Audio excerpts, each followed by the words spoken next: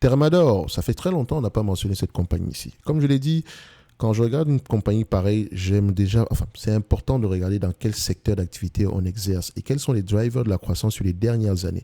Parce que comme vous pouvez le remarquer ici, Thermador se comporte très bien depuis à peu près 2013. De 2013 à 2022, on a connu une croissance. D'accord. Enfin, techniquement, si on regarde bien, c'est de 2016 à aujourd'hui, on a une croissance des bénéfices nets de plus en plus élevée. D'accord. Enfin, quand je dis aujourd'hui jusqu'en 2023, on va le dire comme ça. Et depuis 2023, à peu près, on a un certain ralentissement. Et quand on a un ralentissement, pareil, le prix de l'action a tendance à stagner, ou bien si c'était trop surévalué ici, on a tendance à redescendre un tout petit peu sur terre. Mais je pense que c'est une entreprise qu'on avait déjà eu à regarder par le passé. Et comme vous pouvez le voir, c'est assez intéressant en termes de chiffres. OK? Et donc, si on a une croissance des revenus, c'est très bien. Est-ce que les marges sont stables?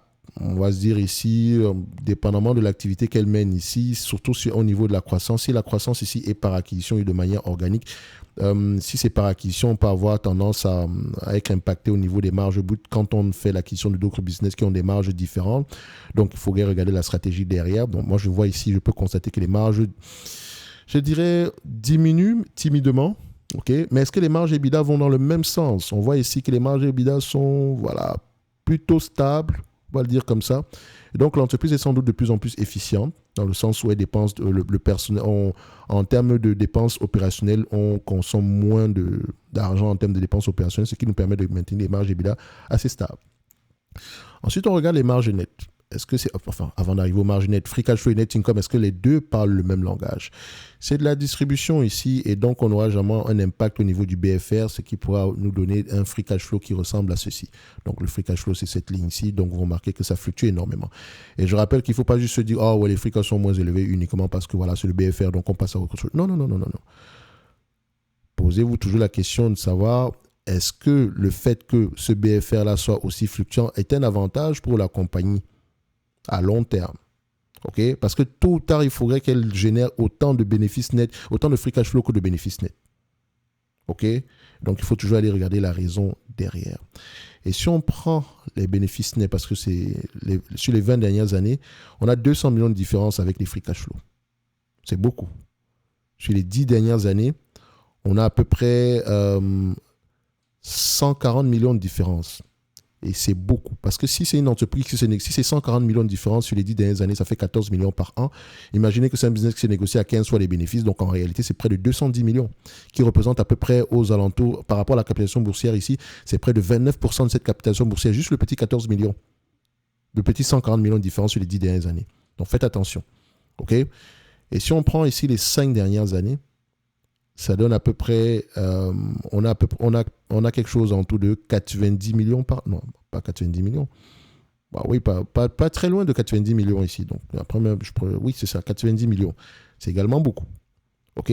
Moi, ce que j'aime bien regarder, c'est si on reste toujours autour de 14 millions de différence. OK? Ici, c'est déjà 18 millions. Donc, ça monte encore. Sur les 3 dernières années, on a près de, voilà, je mettrai ici près de 90 millions encore. Et ça, c'est sur les 3 dernières années. Et si c'est 90 millions, une fois de plus, ça fait 30% de différence. Donc déjà, ça va m'encourager à ne pas payer des multiples assez élevés par rapport aux bénéfices nets.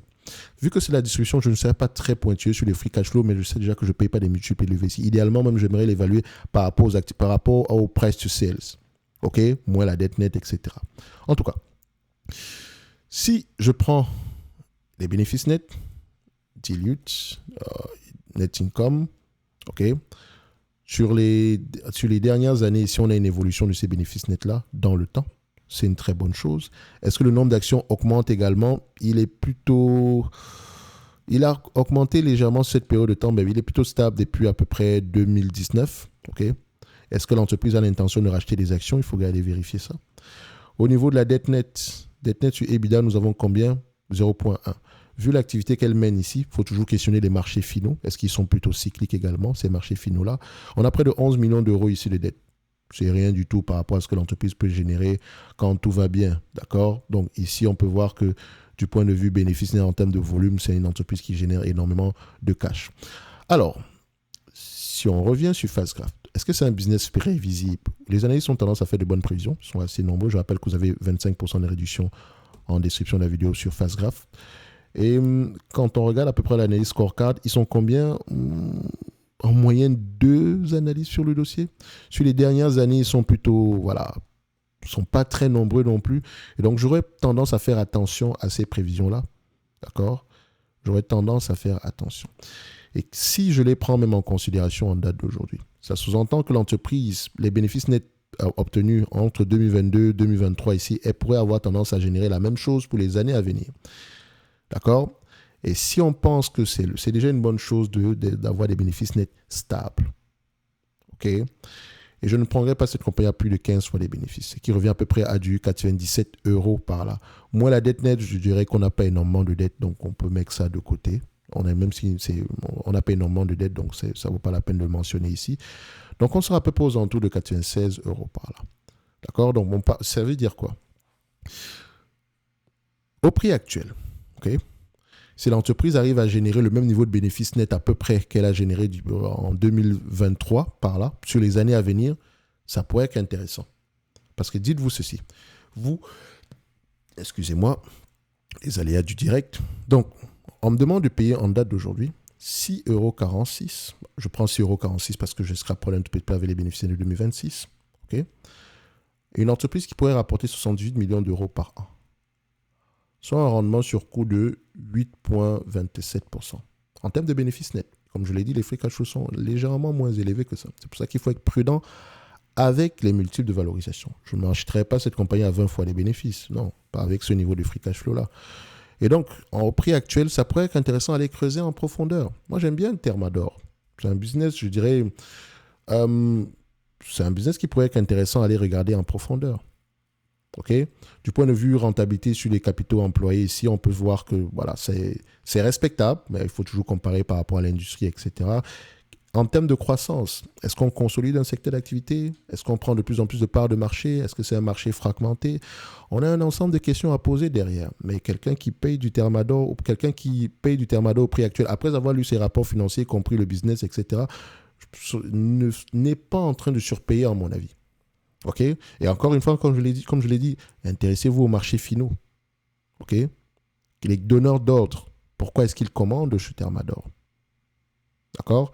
Du point de vue dividende, ce dividende-là, il est safe, il y a de grandes chances qu'il continue à croître. Mais quand je mentionne ici, on paye le dividende avec quoi? Les free cash flow. Et donc, il faut réellement comparer ici avec les free cash flow. Et ça reste à peu près la même chose. Vous pouvez, sur Coifin, vous pouvez prendre la totalité des dividendes versés ici, moins la totalité des free cash flow qu'on a obtenus. Vous allez voir qu'on arrive à avoir quelque chose de positif. Donc, il nous reste toujours un tout petit peu de free cash flow derrière. Et c'est une entreprise qui n'a presque pas de dette, donc elle a la capacité de souffrir. Ce n'est que mon avis. Et non un conseil d'investissement. Je me réserve toujours le droit de me tromper. Est-ce que Thermador pourrait faire partie de ma watchlist? Bien sûr, je rajouterai du Thermador à ma watchlist. Enfin, elle fait déjà partie de ma watchlist. Et donc, en description de la vidéo, vous avez le service Top Premium où vous avez accès à cette watchlist-là, dépendamment du niveau que vous allez choisir. OK? Donc, vous pouvez aller regarder ce qui va vous intéresser dessus. Et voilà. Donc, la watchlist est mise à jour. Donc, généralement, vous avez, si je mets le price target à 96 €, donc vous verrez dans la watchlist ici que vous avez un target à 96 €. Donc, ça marquera un vert, ça sera en vert parce que l'entreprise, si on met 96 € ici, c'est sous-évalué. Donc, il y aura à peu près une décote de, voilà, on peut calculer ça, 96 divisé par 78, on aura une décote à peu près de 23%. Donc, vous marquez ici qu'il y a une décote de 23%. Et si vous avez la watchlist, vous savez qu'il y a une vidéo qui existe sur la chaîne. Et je pourrais voir comment est-ce que Thierry est arrivé à ce fameux 96 et si les chiffres en question utilisés à cette période-là sont toujours disponibles en date d'aujourd'hui ou bien ils sont de plus en plus intéressants. D'accord? Et donc, s'il faut mettre à jour également, vous pouvez envoyer un message et ça va être fait. Donc, ça vous permet ici de voir quelles sont les entreprises les plus intéressantes au prix actuel quantitativement, selon moi. OK. Bref, ce n'est que mon avis et non un conseil d'investissement. Comme d'habitude, je me réserve le droit de me tromper. Donc, Thermador mérite d'avoir une place dans n'importe quelle watchlist et peut-être même une étude substantielle par rapport à, enfin, une étude un peu plus approfondie en date d'aujourd'hui au prix actuel. Ça pourrait être intéressant. Merci.